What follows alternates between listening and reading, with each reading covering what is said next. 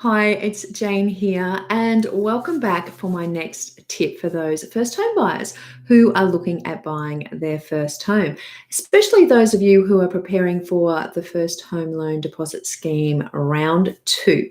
Now, yesterday we talked about a bit of information regarding why you would look at potentially using the home builders grant and how you could use it, and my warnings and concerns about the pros and cons about that. Now, one of the things that I picked up on was, there's a lot of people who were looking at using that to buy an off the plan unit or to buy a house and land package.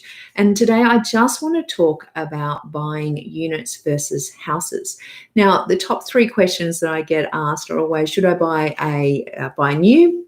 And the second most common question is, should I buy a house or a unit? Now, traditionally, what we have seen across Australia is that the properties that have gone up in value the most are those that have land, because the house actually depreciates in value, or the unit, and the land goes up in value. Now, obviously, if you have a unit, you have a smaller percentage of the land as a component of your overall ownership than what you would have as a house.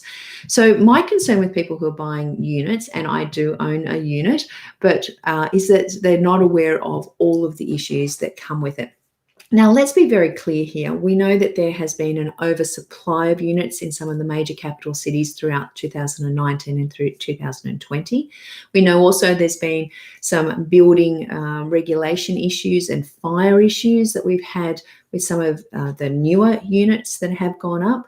We know that some units have been specifically built for major target markets around student accommodation, and obviously with immigration slowdown at the moment, that there's some real concerns about those units as well. So there's a lot of different types of units: new, old, in very large blocks on big developments or in smaller blocks, and those that have a niche market.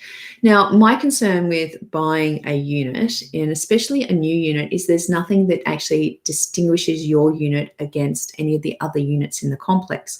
So when someone can't get a tenant and they drop their rent to $320 a week from $400 a week, that kind of now becomes an expectation of what the rent is. But more importantly, when they drop their $450,000 property to $420,000 or to $320,000, that is a bigger issue, because that now becomes the set point of what the valuers are going to value the other properties in that building against.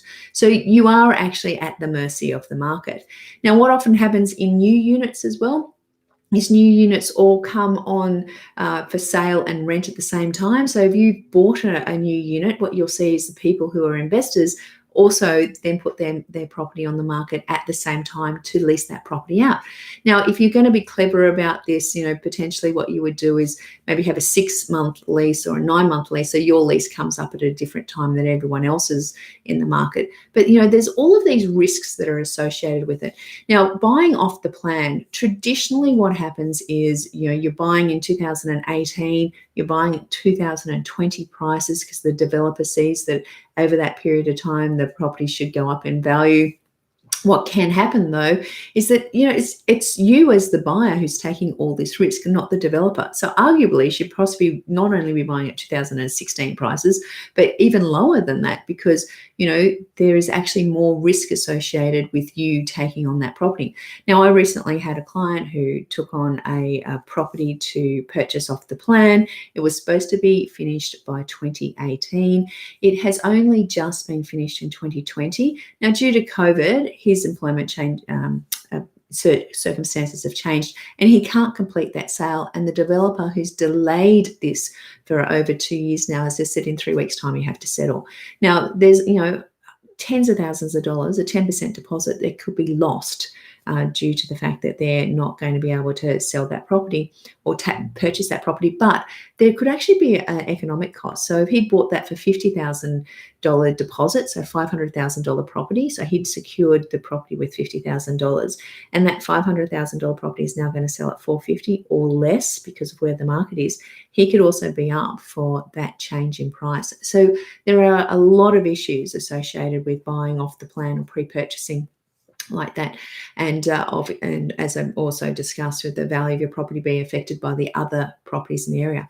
Now, I have had oldie styled units. I've had been in blocks of units that don't have lifts and don't have all the strata fees, but still the ownership of that unit, although it's mine, I have to go to the body corporate and have to request any major changes that I'm making as well. And really, in one of the units that I own, it came up that there was some works to be done, and I'll share the whole ugly story of that later when we're through it. But the cost blew out.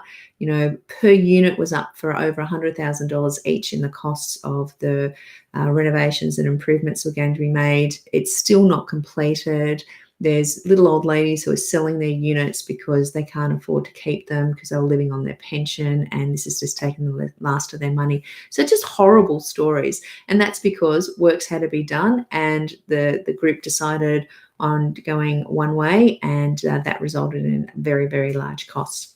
So, I just want you to be aware of, there are so many issues when you're thinking about house or units in buying. Traditionally, houses have outperformed the unit market. There are risks in the unit market. I know sometimes that it does feel that it's cheaper to get into a unit, but if this is a stepping stone for you to buy into a unit as a first home and potentially make it an investment property like what I talk about, and creating that foundation of financial security for you for the future, a unit may not just be the right thing for you.